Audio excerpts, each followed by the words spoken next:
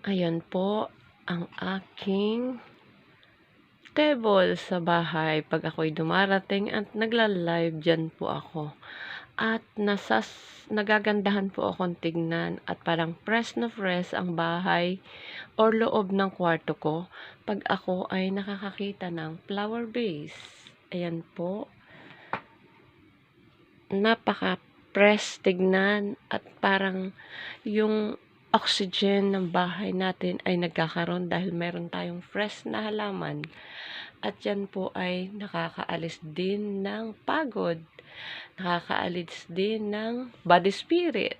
Kasi ang halaman ay mayroon din po yung buhay na nagbibigay din sa atin ng ligaya na pag nakita natin at lalo na fresh ay syempre masarap po sa pakiramdam. Yan po ang ating video for today. Thank you for watching.